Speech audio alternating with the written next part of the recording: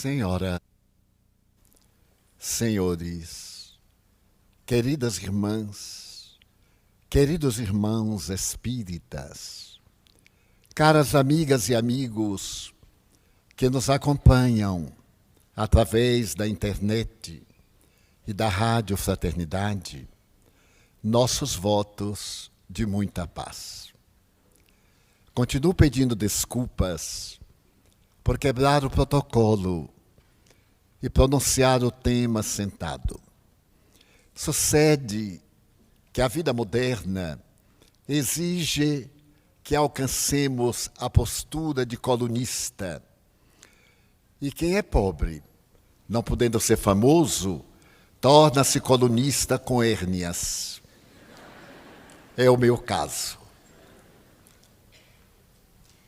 Eram dias muito difíceis.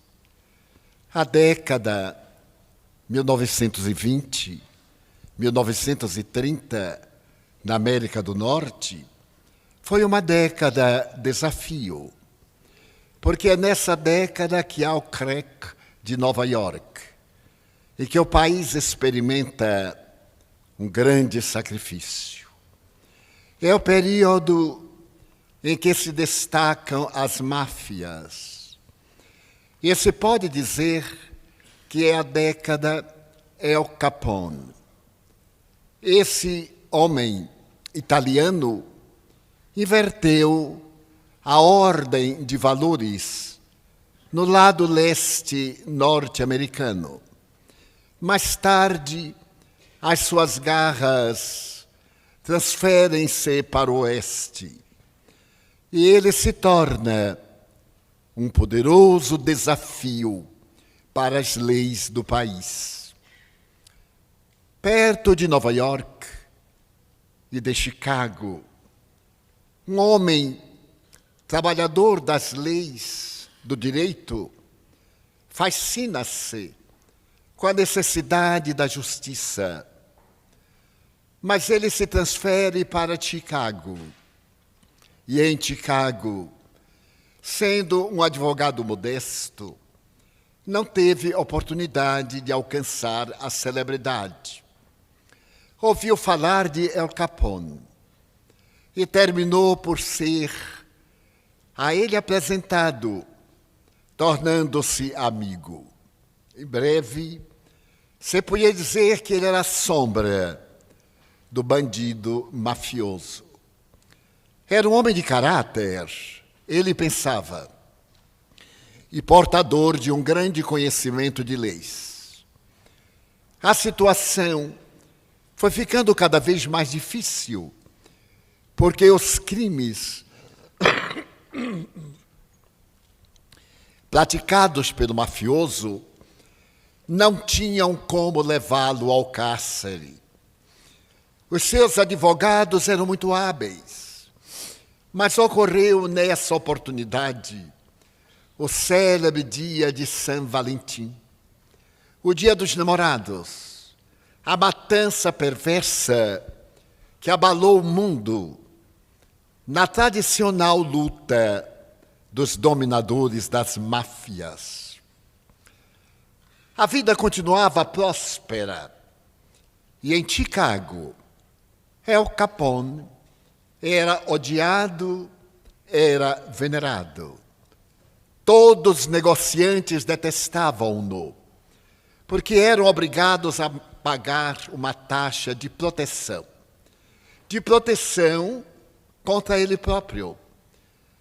Porque aqueles que não pagavam tinham seus negócios detonados. E o seu advogado encontrava sempre a maneira hábil de realizar um caixa 2. Na cultura norte-americana, não pagar o imposto de renda é um crime muito grave. Chega-se a dizer que talvez o homicida consiga a liberdade, mas aquele que seja surpreendido pelo imposto de renda, para ele não há salvação. E as contas apresentadas pelo mafioso estavam religiosamente dentro da lei, graças a esse homem, Edward O'Hare. Edward O'Hare era católico, era muito devoto da mãe de Jesus. Tornou-se pai havia algum tempo e, de repente, ele começou a pensar no filho. Qual a herança que ia deixar para o seu filho? A mansão que ocupava uma quadra na cidade de Chicago, dinheiro incontável, talvez até prestígio social, porém, uma mácula. Ele era filho do homem que cuidava dos negócios do bandido. Portanto, bandido e criminoso também. Na consciência de Edward, era necessário pensar no filho sob um outro aspecto. A paternidade, para ele que era católico, a família, eram muito significativos. E certo dia de reflexão, ele pensou em mudar de vida. Mas para mudar de vida, ia correr o risco de perdê-la, e talvez a do próprio filho. Mas havia no seu mundo íntimo alguma coisa que pedia para que ele fizesse justiça. Sucediam-se os crimes. Havia sido apresentada a lei seca contra bebidas alcoólicas. E Al Capone, que também cuidava do latrocínio, da prostituição, de todas as maneiras de roubar, furtar, extorquir e matar, não poderia ficar impune. E ele pensou longamente. Certo dia, o filho já deveria estar entre 12 e 15 anos de idade. Ele resolveu consultar o FBI. O FBI havia colocado um detetive especial para surpreender Al Capone e, naquele momento, enclausurá-lo, diminuir o terror que graçava no leste, mas principalmente em Chicago. As matanças sucediam-se. E então, a política do FBI asseverou que a simples denúncia, mesmo que ele apresentasse os livros, não seria suficiente. Fazia uma exigência, dar-lhe a cobertura, guardaria sua vida, mas ele teria que o acusar em pleno tribunal. E Edward percebeu que, estando frente a frente com o seu amigo, a quem estaria traindo, significava a sua morte quase imediata, mesmo e principalmente se ele fosse para o cárcere. Mas o filho, em casa, sorria para o pai. Ignorava a fortuna, o prazer. E um dia, ele resolveu denunciar o bandido e ofereceu os livros que comprovavam as fraudes. E é natural que logo se estabeleceu o processo e foi marcado o dia do julgamento. Nesse dia, ele deveria estar na corte e aprontar o amigo e dizer aquela frase terrível: eu acuso. Até hoje é uma frase terrível. E quando Al Capone tomou conhecimento de quem o acusava, percebeu que a sua vida já não valia mais um centavo. Sentou-se no banco de réu e começou o julgamento. E Edward foi a testemunha de acusação. Depois que foi feito todo o labor da justiça, com a severidade que as leis bem cumpridas sabem executar, o bandido olhou e teve um gesto. Beijou o polegar na mão fechada. Era o selo da condenação da morte. Foi levado para o cárcere. Recebeu uma pena inicial de 11 anos. Mas ia agora abrir-se a arca de outros crimes, e a prisão perpétua estava a seguir programada. E Edward passou a receber a proteção que o país dá ao seu membro. Uma semana depois, ele foi metralhado. E a polícia encontrou na sua roupa um terço católico, uma efígie fotografada da mãe de Jesus, alguns dólares, a sua carteira e o nome do filho. Passam-se os anos. Al Capone adoece. É retirado do cárcere para cuidar da doença terrível que o vitima. Era sífilis. A sífilis atacou-lhe o cérebro. Ele perdeu o senso da razão e desencarnou, absolutamente louco. Mas o jovem Edward O'Rea, carinhosamente chamado Butch, estava no ano de 1942 servindo as Forças Armadas norte-americanas. Os Estados Unidos haviam entrado na guerra depois da tragédia de Pearl Harbor, quando os japoneses atacaram essa base americana de surpresa, no mesmo momento que o seu embaixador em Washington firmava a paz e saía do Senado, olhava o relógio. Naquela hora de surpresa, Pearl Harbor estava sendo destruída. O número de mortos, a base de aviação, a segurança do Oceano Pacífico caía nas mãos dos japoneses. E o tio Sam chamava os seus filhos para o que foi uma guerra dolorosa. Mais tarde, um jovem que estava no comando de uma aeronave seguia em caravana para Tóquio. Repetiam-se os bombardeios da capital do Império do Sol Nascente. A distância era grande e a esquadra avançava, quando de repente o jovem olha para o tanque de gasolina e percebe que ele não foi enchido outra vez. Estava menos da vontade, da metade. A gasolina não dava para ele chegar a Tóquio, muito menos para voltar. Ele ficou alarmado, comunicou ao chefe da equipe e então teve o direito de voltar à base, que era um grande transatlântico porta-aviões.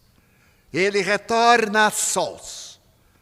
E quando estava próximo daquele verdadeiro aeroporto flutuante, ele percebe que 9 aviões Zero das forças japonesas dirigiam-se exatamente para a base, para destruírem o navio e, naturalmente, a cidade, a ilha. Os aviões celebrizaram-se por causa do harakiri, do suicídio. Eles dirigiam o avião na direção do alvo e morriam com ele. Era uma fatalidade terrível, porque não se perdiam. E o aeroporto flutuante estava sem a sua esquadra de defesa. As armas antiaéreas já começavam a detonar, mas não alcançavam os aviões. Então, a sós, o jovem piloto começou a pensar. Ele podia fazer alguma coisa, mas a gasolina não dava. Ele estava entre a vida e a morte, de qualquer forma, a morte. Ele optou por enfrentar a esquadra japonesa. Em um grande loop, ele conseguiu derrubar um avião Zero. Ligou a câmera cinematográfica para a filmagem. E derrubou uma segunda nave aérea, uma terceira, uma quinta. Os 4 bateram em retirada. E ele desceu. E quando os cabos de bordo prenderam no navio para frear o avião, a gasolina terminava. E ele saltava ileso, considerado herói nacional. A entrega foi comovedora, porque o Senado ofereceu-lhe a maior condecoração militar até então jamais dada a um soldado. E ele lembrou-se do pai, lembrou-se de Edward O'Hare. Parece que, na sua imaginação, ele lembrava-se do sacrifício do pai para dar-lhe dignidade. O jovem Butch Edward O'Hare Jr. era agora considerado um dos maiores heróis da América.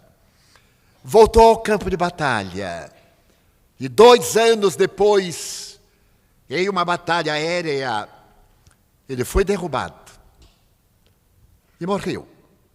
E hoje, o notável aeroporto de Chicago, um dos maiores do mundo, é dedicado ao jovem O'Hare. E ali está a sua estátua e a sua linda história de salvador da pátria americana. Mas ele deve isso, acima de tudo, à família, ao seu pai, à abnegação e coragem para ser um modelo depois de haver caminhado pelos corredores do crime. Porque a família é a base fundamental da sociedade. A palavra família vem do latim famulus, que significa servo. Fâmulo em português, empregado, serviçal. Na cultura romana, desde quando os pântanos do Lácio, na velha tradição lendária de Rômulo e Remo, alimentado por uma loba, havia se tornado um refúgio de criminosos. Todos aqueles que estavam de mal com a justiça, nas diversas cidades, homiziavam-se nos pantanais daquela região, denominada Roma, em homenagem ao seu mitológico fundador. E quando se fez uma população masculina muito grande, compreendeu-se que era impossível na vida normal. E próxima havia uma civilização próspera, a Sabínia. E esses bandidos reuniram-se e foram lutar contra os sabinos, roubando-lhes as mulheres e levando-as em sujeição para Roma. É dessa maneira algo arbitrária que começa a história do Império Romano, mais ou menos 650 a.C. E Roma se torna o maior império em quantidade de terreno e em qualidade de governança do mundo em todos os tempos.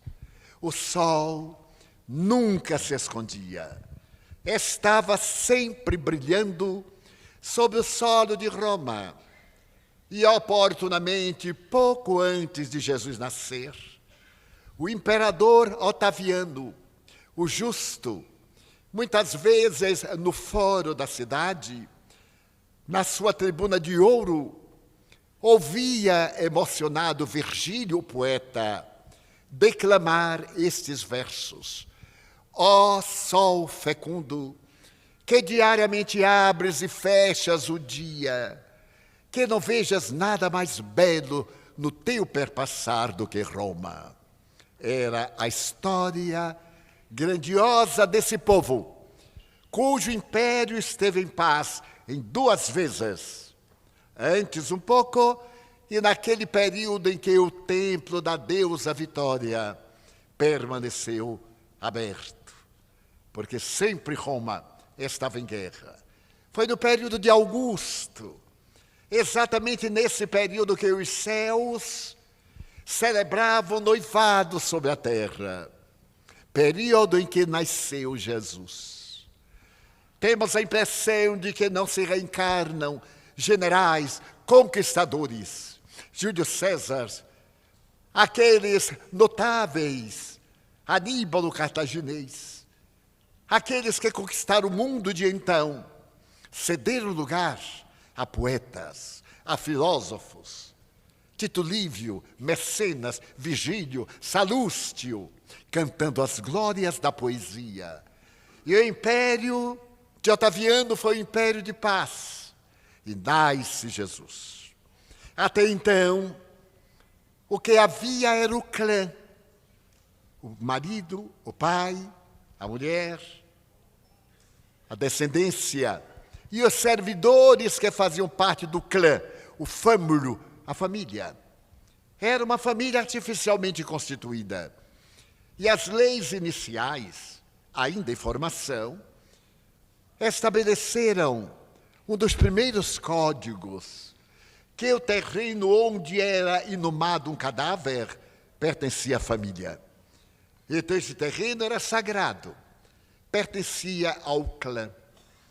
É daí que vai partir, mais tarde, na República, as primeiras leis. E as leis romanas irão servir de modelo para, especialmente, no passado, a Espanha, suas colônias, Portugal, as suas colônias para o Brasil. A família, então, passou a ser diferentemente considerada quando surge o cristianismo. A consanguinidade, a união de parceiros, a vinculação, constitui o grupo responsável. E nós vamos ver em Roma, por exemplo, a Casa Júlia, a família Júlia. Vamos ver na história as casas imperiais e a sua descendência, os Bourbons, os Capetas e etc. Nós vamos verificar que essa organização é uma representação da sociedade. A pequena família é a célula social. Esta célula é a base da estrutura da denominada domus, do lar. Daí, quando Nero manda construir a sua grande residência, ele dá-lhe o nome de Domus Aurea. Ele faz como se fosse uma montanha próxima do foro, para ter impossibilidade de ser alcançado. E dentro, a Domus Aurea, a sua residência, a sua casa, o seu lar de ouro. A família, então, passou a ser considerada. Até há pouco, as mães quase nunca conviviam com os filhos. Eram as nutrizas, as amas, que se encarregavam de nutrir, de educar. E com a queda da Grécia, são trazidos para Roma os pedagogos, os filósofos, os pensadores.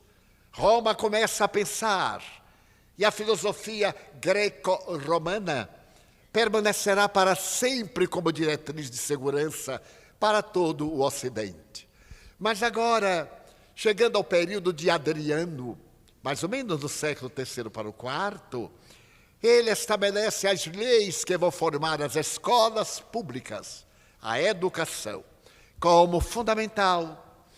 E é curioso que essa educação pública vai chegar ao seu apogeu por volta de 1525, quando Martinho Lutero, depois de protestar e criar a organização luterana, estabelece a educação convencional como fundamental à vida. E é fascinante notar-se que, por volta de 1525, na Alemanha, só eram analfabetas as crianças menores de 4 anos. Bem parecido com o Brasil. 1525. Porque a educação era fundamental para o estudo da Bíblia, o conhecimento das leis. Há pouco surge a imprensa, E através da imprensa no papel, dos tipos móveis, a cultura vem para o lar. E agora a educação deixa de pertencer às nutrizes, passa às mães. Educar, educere, arrancar de dentro o conhecimento, segundo Sócrates, porque nós viemos do mundo das ideias no pensamento socrático. E dentro de nós está tudo, que mais tarde os esoteristas dirão Deus interno, o Cristo interno.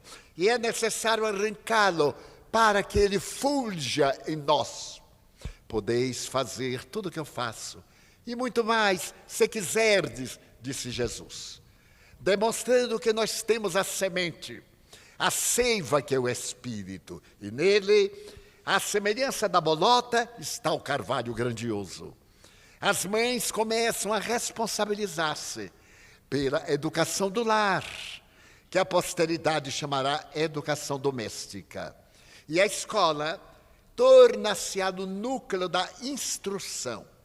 Instruir, como sabemos, é iluminar a consciência, a mente com o conhecimento. Educar é criar hábitos saudáveis, propiciatórios à ética e representando as leis.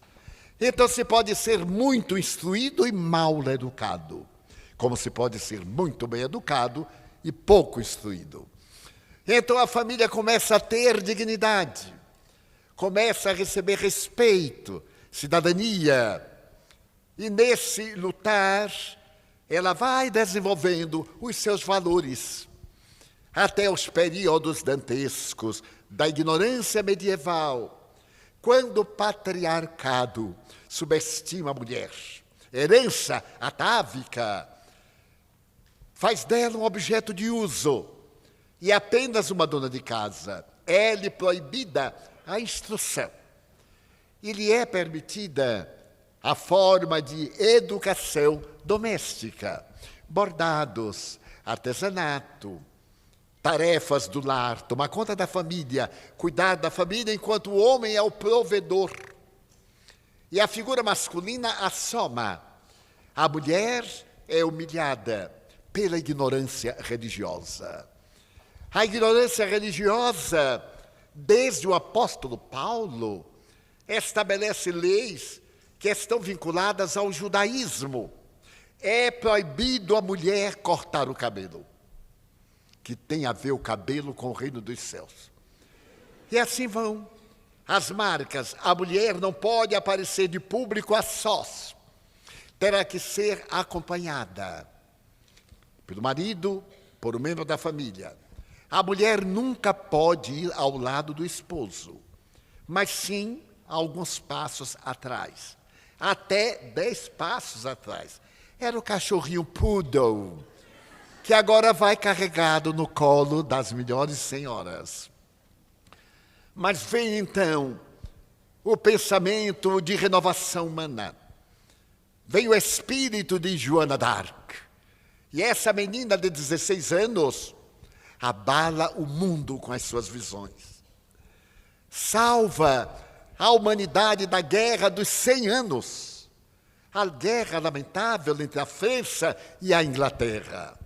Vai traída pelo seu confessor, levada ao cárcere e vai queimada viva. Porém, defendendo as suas vozes e o direito da mulher. E o direito da mulher avança para encontrar ressonância. Por volta de 1792, com a célebre Madame Roland, na Revolução Francesa, quando são decretados os direitos do homem, até hoje desrespeitados, são reavivados em 1947, quando era secretário-geral da ONU, o notável embaixador brasileiro Oswaldo Aranha. No período em que Israel recebe o direito de cidadania e começa o grande êxodo, que durou mais de 1.800 anos, desde o ano 150, a segunda diáspora, quando a Palestina desapareceu e passou a receber uma denominação romana. Então, o Êxodo comunica uma emoção muito grande à humanidade. Uma película cinematográfica contribuiu para que o mundo sentisse a dor da Palestina judia, da Palestina árabe, dos povos que vêm desde os primórdios em lutas terríveis até hoje. Mas a mulher vai lutando e há pouco é vítima de um golpe terrível. No dia 18 de abril, há um século, em Manhattan, 150 costureiras que trabalhavam 16 horas por dia, fazem um protesto público e saem pelas ruas de Manhattan com cartazes pedindo a diminuição das horas de trabalho. A polícia convocada, montada, as empurra a um barracão de madeira, vedam portas e janelas e queimam-nas vivas. Então, as mulheres do mundo experimentam a angústia. E isso vai adiante, até surgirem as grandes heroínas. Quem poderia esquecer no Brasil desses espíritos indomáveis de Maria Quitéria, baiana, de São José das Itapororocas, perto de Salvador. Essa mulher notável, que foi lutar na guerra do Paraguai. Ana Nery, que sai da cidade de Cachoeira e vai ajudar os filhos na guerra do Paraguai, sendo a primeira enfermeira, correndo atrás de Florence Nightingale, a extraordinária enfermeira britânica da guerra da Crimeia, que manda pedir ao rei, não mande balas, mande lençóis. Aquela jovem da nobreza que sai atendendo os doentes com uma lanterna e se torna o símbolo da enfermagem internacional. A mulher vai ocupando o seu lugar. E a partir de 1900, o dia 9 de março, ele é dedicado. E o Encontro Internacional das Mulheres, no ano passado, teve a representação de 180 países. E os direitos da mulher encontram o seu lugar ao sol, porque a mulher não é apenas a mãe, não é apenas a dona de casa. Os seus hormônios que lhe dão doçura não lhe dão fragilidade, dão-lhe ternura.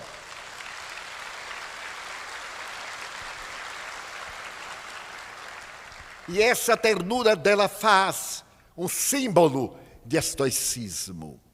Todos devemos a nossas mães, mesmo aquelas que não souberam corresponder ao mandato, devemos a vida, as noites insones, as febrícolas terríveis da primeira infância, o leite, mesmo leite negado, como dizia Buda, mesmo que não haja sido uma boa mãe, deu-nos a oportunidade de viver, porque poderia ter abortado, cometido um crime muito pior. E hoje, a mulher desfruta dos direitos graças a Madame Roland, que teve a cabeça decepada. Essa revolucionária que veio do interior da França para gritar libertà, fraternité, liberté, fraternité, égalité. E olhando a multidão que estava diante da guilhotina, ela contemplou aqueles rostos desvairados e deu um grito que é uma chave de liberdade. Oh, liberdade, liberdade! Quantos crimes se cometem em teu nome? A lâmina desceu, decepou-lhe a cabeça, o tronco caiu, mas Madame Roland é um símbolo da coragem da mulher. Mas a mulher que saiu do matriarcado e que invejava os direitos do homem, passou a invejar também os vícios, a fraqueza moral, a debilidade das glândulas genésicas. E se empolgou com a libertação do direito ao voto, adquirido no século passado, com muita dificuldade. Ela começou a crescer e com respeito à consideração que nos merecem todas as mulheres, começa hoje a derrapar, já não na liberdade, mas na libertinagem. Hoje, em muitos países, a maioria da população feminina é alcoólica. Na Espanha, as mulheres são mais tabagistas do que os homens. A questão do equilíbrio moral, do sexo, que é revestido de pudor, essa intimidade exige determinadas emoções, não apenas o desejo da libido, mas a emoção da ternura, da grandeza, desceu aos desvãos do barzinho. Não é uma crítica, é uma análise sociológica do barzinho e da escolha do parceiro, atormentada pela libertinagem, que graça em toda parte e que algumas religiões silenciam e muitos corações espíritas também calam, porque têm medo de pregar a doutrina do Cristo dentro das linhas básicas da moralidade, admitindo que o sexo é o direito que a criança tem a partir dos 5 anos, olvidando que nessa idade a fisiologia nos irá dizer, através da aparelhagem genésica, nós não temos sexo. Temos aparelho excretor, porque as nossas glândulas ainda não produzem os hormônios que representam a reprodução animal. Então, atormentados por leis indignas, por pessoas ateístas, cuja base é indignificar o cristianismo. Leia-se Marx. 3 itens. O cristianismo é inimigo nosso, disse o pai do marxismo. A moral perturba-nos. Então nós temos que perturbar a sociedade para podermos imprimir os nossos ideais de liberdade, escravizando uns sob o comando do Estado. Tem pertinência esta informação, porque estamos estudando a família. E a família se desagregou. O filho volta-se para o pai e fala calar. Volta-se para a mãe, silencia. E eu vi, não há muito, na internet, um jovem americano de 8 anos denunciou a mãe porque ele aplicou uma palmada. E veio a polícia, porque é proibido punir, castigar, diz a lei. Mas não é proibido educar. E a educação tem uma variedade muito grande. Não concordo com pancada, mas não dispenso disciplina. Então, o soldado perguntou qual era o crime da mãe. Ela me bateu. O que é que ela fez? Deu-me uma palmada. Então o soldado olhou para ele. Então ela tem que ser presa, o filho. O soldado chamou o policial e disse assim: o que foi mais que ela fez? Ela me deu uma palmada. Pois se você fosse meu filho, eu lhe dava uma surra. Agora, vá lá e peça desculpa à sua mãe. Ele foi e pediu desculpas à mãe e abaixou a vista. É lógico que essa disciplina punitiva não está dentro dos padrões da ética, porque a maior autoridade é moral. Na Mansão do Caminho, onde educamos 676 crianças, eu nunca apliquei um golpe. Bem, um beliscão sempre. Porque beliscão é uma tentação do demônio. A gente pega no braço e quando menos espera, torce. Sem querer. E também a criança passa correndo e vai assim, segura na orelha, segura, e puxa. E a criança vem dançando pas de deux, vem no balé. Nunca. E bastava que eu olhasse para ele ou ela e risse. E olhava assim e fazia, qual é o problema, meu filho? E ria. Ele já sabia que era não. Porque o educamos. Se nós conseguimos educar pulga, elefante, por que não podemos educar gente, a não ser nos casos patológicos? Disse Emmanuel, na área da educação, amor e disciplina. Porque amor não é conivência com os erros. E os pais devem educar o filho para que a polícia não tenha que o surrar. Porque aquilo que nós não damos em casa, a polícia vai dar no cárcere. A educação é o estabelecimento de hábitos saudáveis. E esses hábitos saudáveis, nós podemos criá-los. E lhes digo com a experiência de 60 anos de escola primária, porque eu sou professor primário. Bem, mas eu tenho outro título. Eu sou também formado em datilografia. E desta forma, o amor tem 1000 maneiras. Nunca puni. Raramente eu dizia não. Eu perguntava, você merece? Não, tio. Bom, você então está dizendo que não pode ir. Porque para mim é indiferente. E era apenas tio. E hoje, com filhos de 65 anos, eles chegam, bença tio. E eles digam, Deus te dê juízo e vergonha.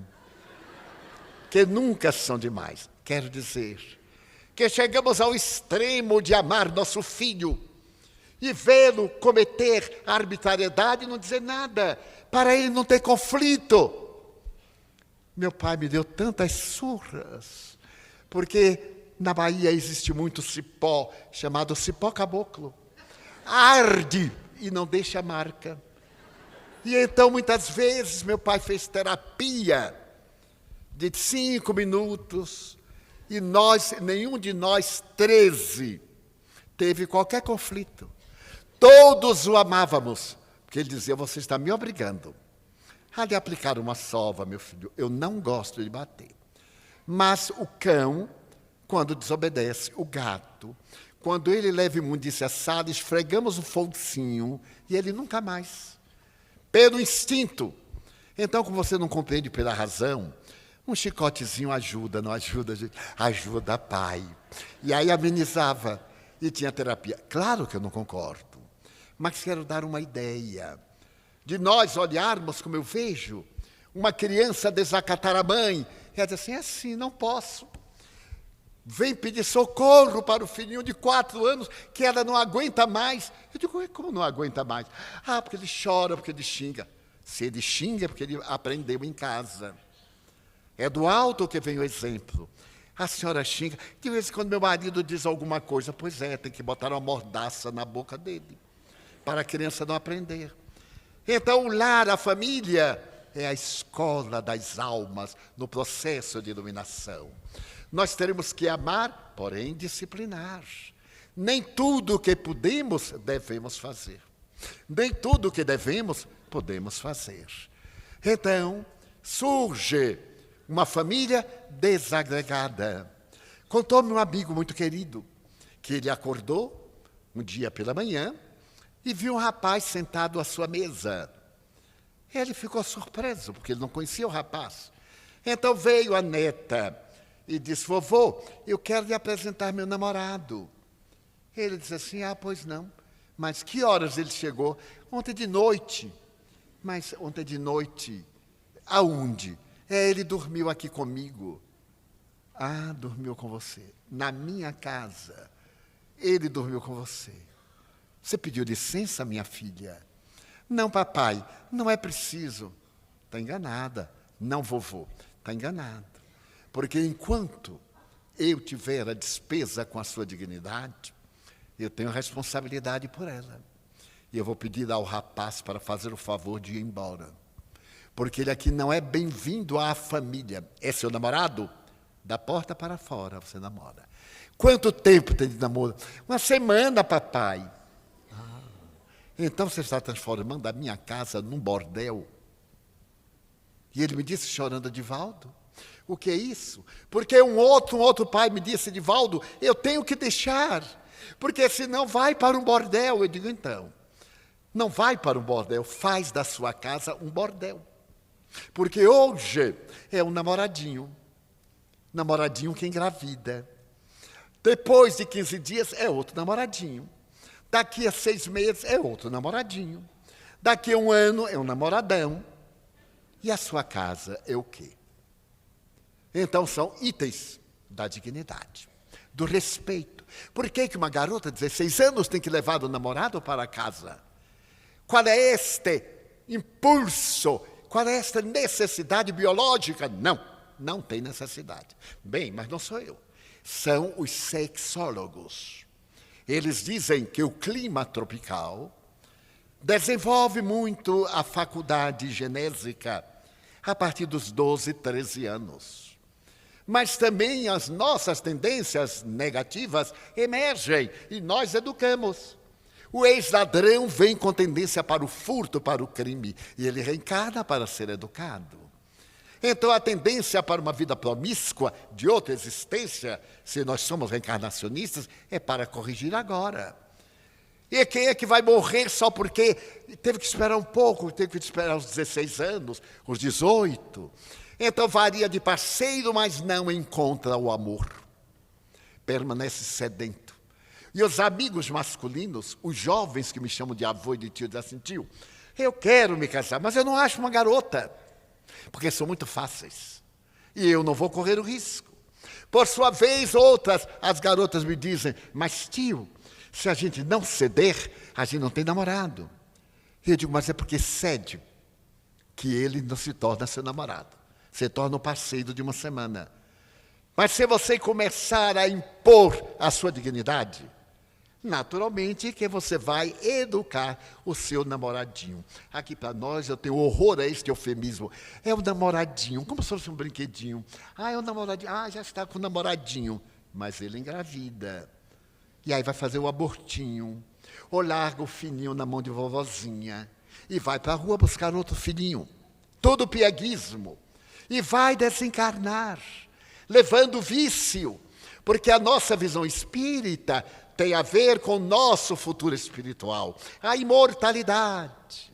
A nossa família vai trabalhar em favor da nossa paz, do nosso equilíbrio, da ordem, dos fatores ético-morais. Na minha condição de mediunidade, mantenho contato com muitos seres em todas as idades que desencarnam. Jovens que eu conheço, ou que eu conheci, retornam chorando, desesperados, ardendo em febre de desejos. E acoplam em pessoas insensatas, construindo obsessões sexuais. Alcoólicos que desencarnaram, vitimados por obsessores, continuam com sede e vão para esses que bebem socialmente 1 litro de uísque por semana, ou no domingo, e acoplam. E nós vemos uma sociedade sem saúde espiritual, uma sociedade ingênua, iludida. Estamos em pleno carnaval, mas é uma festa linda. Eu vou me permitir repetir uma história da minha juventude, que não faz muito tempo, faz apenas 78 anos. Eu tenho dificuldade para a matemática, por causa de um trauma. Eu era estudante na Escola Normal Rural de Feira de Santana, e havia, no 2º ano, a matemática, era álgebra. E eu tinha muita dificuldade, porque o meu professor era rígido. Ele chegava ao quadro de giz e realizava o problema, a equação, e ele não explicava. Eu tinha muito boa memória, memorizava, mas no dia da prova era outro problema e eu não sabia resolver. Consegui passar por misericórdia divina. E então, eu tinha um respeito ao meu professor e uma raiva, porque ele era o meu professor de matemática, mas não ensinava. Chegou o carnaval, Mas na minha terra não tem carnaval, tem micareta. É um carnaval depois da Páscoa. E era um carnaval mais ingênuo. Os carros alegóricos desfilavam. A rainha do carnaval e as princesas eram as moças mais bonitas, mais ricas da cidade. E nós, a ralé, ficávamos no passeio, sentados, batendo palmas ao corso, ao desfile. E na segunda-feira, era chamada a segunda-feira de máscaras. As pessoas, os homens, se vestiam a feminina de uma forma irônica, as mulheres masculinas, e se usavam máscaras. Normalmente uma meia feminina com 3 buracos, os olhos e a boca. E então colocava peruca, e os homens faziam uma voz fanhosa.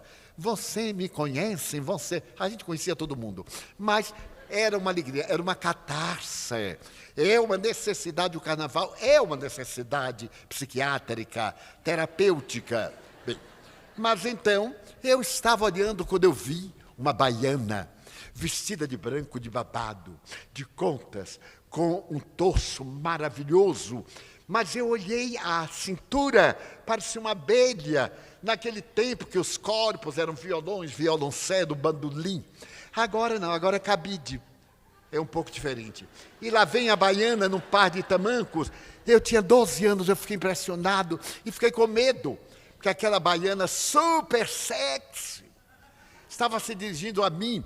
Eu fiquei assim paralisado, e a baiana veio e me olhou bem e perguntou fanhoso: você me conhece? Eu olhei e conheci. Era meu professor de matemática.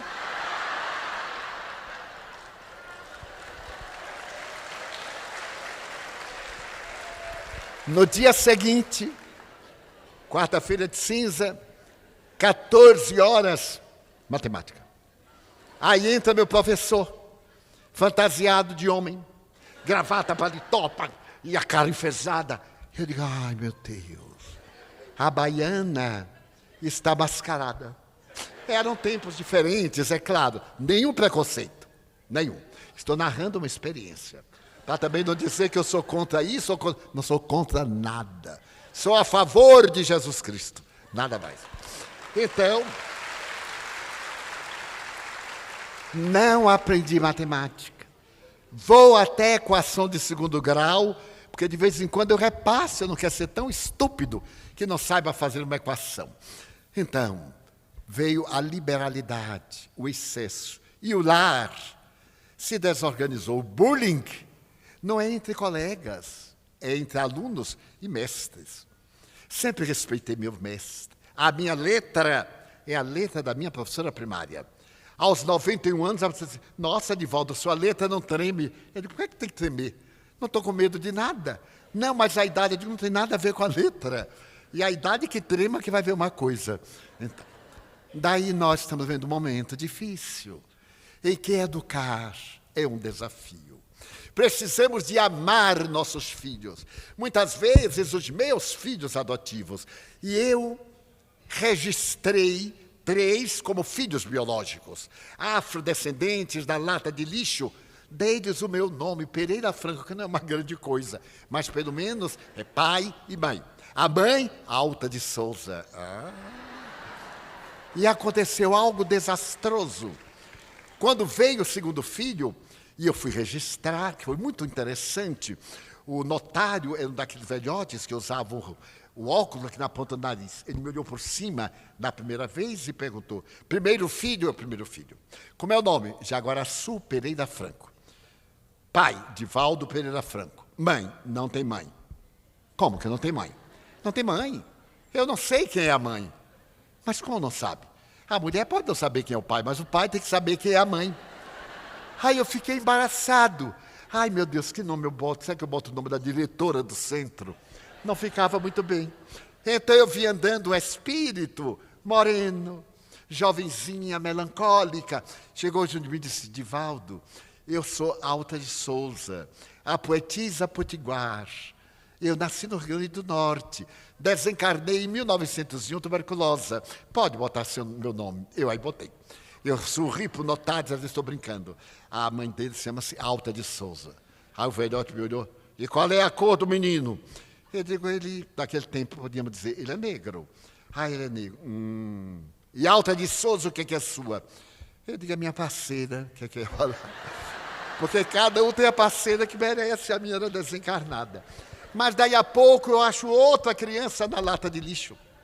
Corri e fui registrar. O notário me olhou e disse, mas você não é aquele que esteve aqui, é? Quanto tempo tem que você teve o filho? 7 meses. E já tem outro. E a mãe? Eu sou espírita, é a mesma. Mas, como é mesmo o nome do senhor? Divaldo. Mas, senhor Divaldo, como é a mesma? 7 meses de prematuro. E daí por diante eu tive cuidado. A outra filha só veio daí há 3 anos.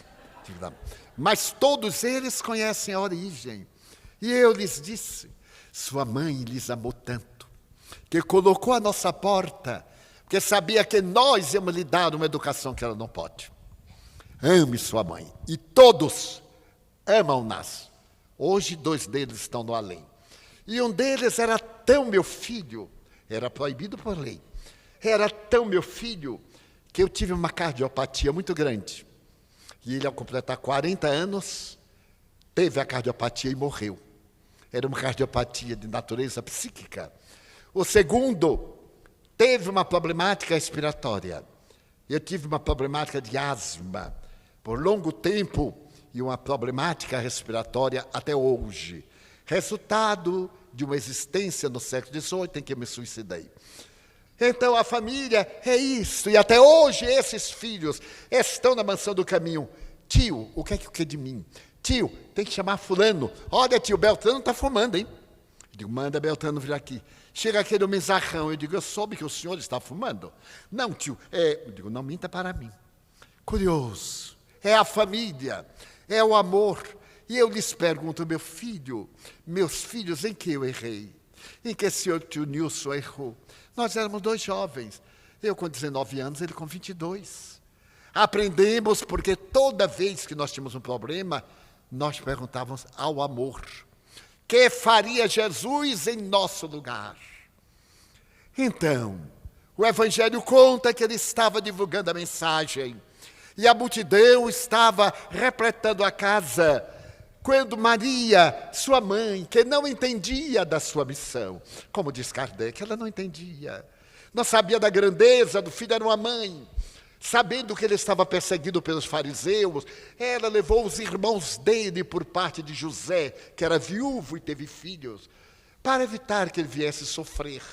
E quando ela chegou, a multidão tomava conta, e alguém disse, tua mãe e teus irmãos aí estão. E ele deu essa resposta, quem é minha mãe? Quem é meu pai? Quem são meus irmãos? Senão aqueles que fazem a vontade de meu pai que está nos céus. Os laços sanguíneos são a família corporal. Os laços do espírito são a família espiritual. Não temos a família que gostaríamos, temos a família que necessitamos para evoluir. Gostaríamos de estar naquela família, mas não evoluiríamos. Nesta está o meu adversário de ontem, a quem eu magoei.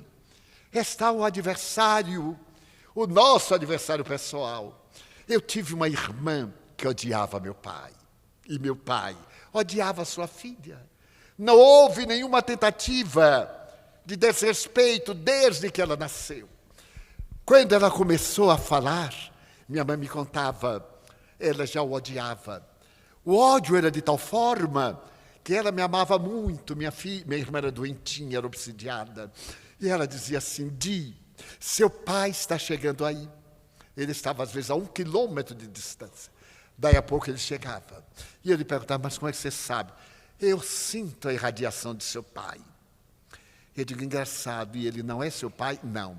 Eu digo, então, mãe adulterou, não é? Não. Eu digo, então me explique. Ele não é seu pai. Mãe não adulterou. Como é que você nasceu? Ah, ele me fabricou, mas ele não é meu pai. E um dia, eu estava no ônibus com meu pai. Ele era um homem digno, honrado, nunca nos faltou nada. Ele então virou-se, eu estava sentado ao lado da janela, e com os olhos em lágrimas, ele perguntou assim, meu filho, sua irmã me odeia, não é? Eu disse, é, pai. Por quê, meu filho? Eu aí vi a cena. Eu vi o casba de Argel, a prostituição, a união deles, ele assassinando-a no bordel onde estavam. Mas eu não lhe disse. Coloquei a mão no ombro e disse assim, pai, eu não sei. É coisa da reencarnação. O Senhor é que tem que se aproximar dela. Não posso, meu filho. Eu a odeio. E não abandono lá por causa de sua mãe. Eu disse, mas não pode, pai. Eu prego a doutrina de Jesus. E não gostaria que os meus irmãos de doutrina dissessem nem ao pai. Ele conseguiu converter. Então pense nela como uma doente. Tenha compaixão. E ele foi chorando, e eu também. Porque é muito bom dar conselhos amargos para os outros. Difícil é beber a substância ácida. Fui lhe falando com dor. E quando ele estava morrendo nos meus braços, eu parei e fui chamá-la. Ele disse, é o seu momento. Vai transferir para outra reencarnação. Você me quer bem? Ela disse, ainda não me matei por sua causa. Eu digo, não, não se matou porque é crime. Então vamos lá, vá pedir perdão a pai. Você fica ao meu lado? Fico. Então, ela veio, ele estava ultimando. Eu disse assim, vou deixar vocês dois juntos, porque tem muito o que falar.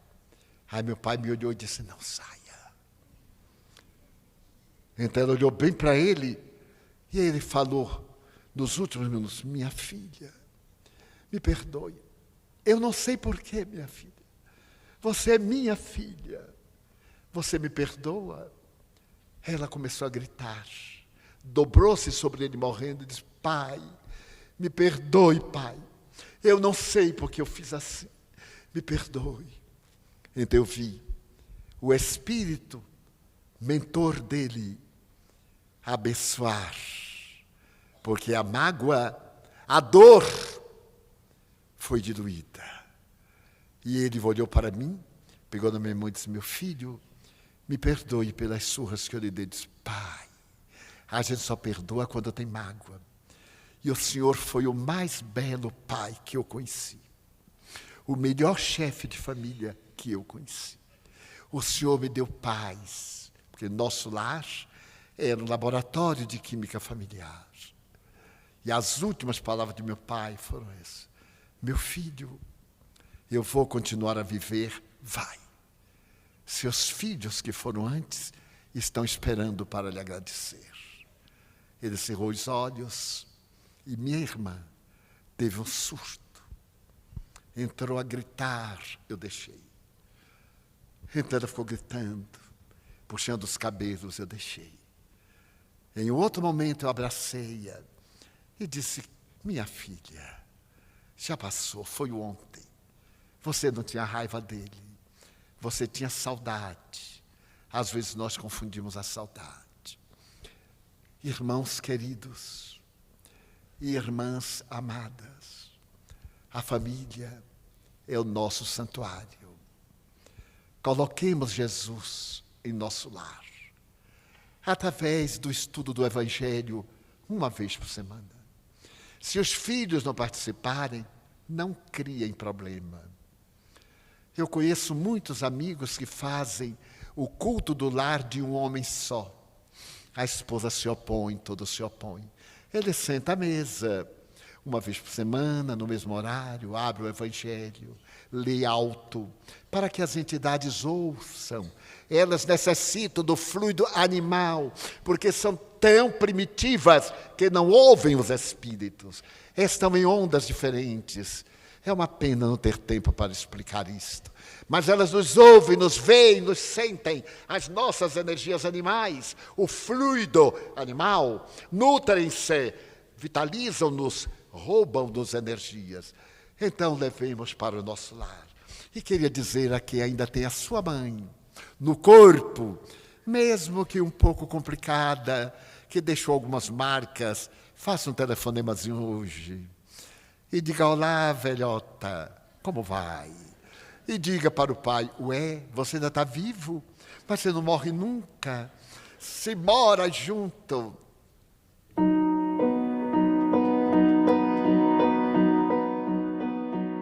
Diga assim: muito obrigado, muito obrigado. Porque nós só valorizamos depois que eles viajam.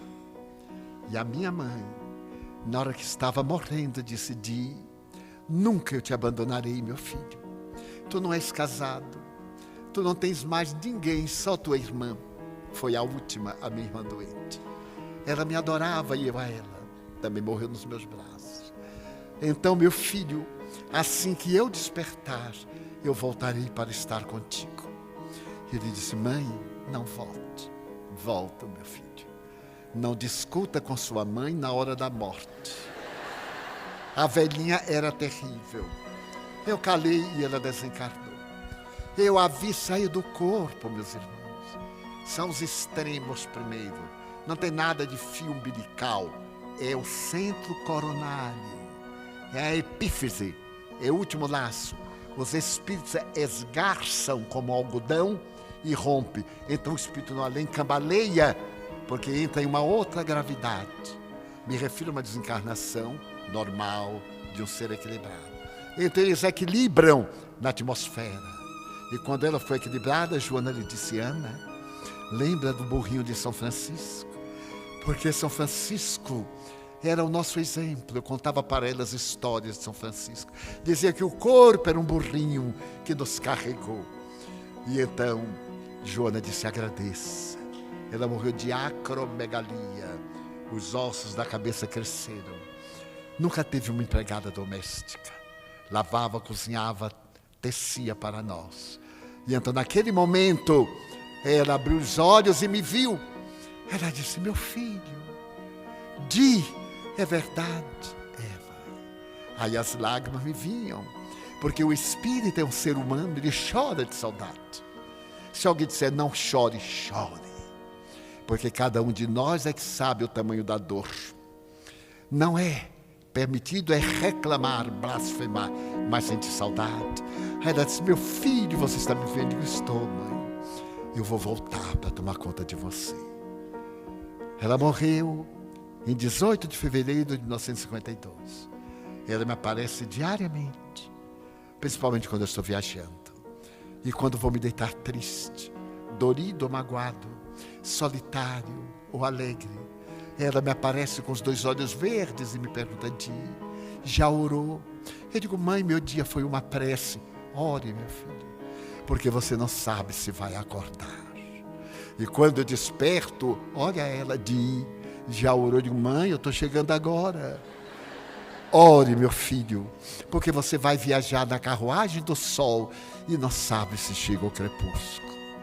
Ó mães, ó pais da imortalidade, ó família, que Deus abençoe, mas que nós tenhamos a coragem de dizer: quem é minha mãe, quem é meu pai, ante o chamado do Mestre, para servi-lo sempre e mais. Ó Senhor, nós te queremos dar a nossa vida e perguntemos: quem é capaz de impedir que vamos até ti?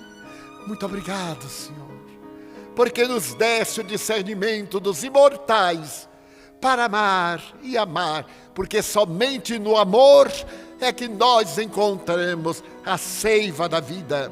O amor é a alma da vida e a vida é a alma do amor.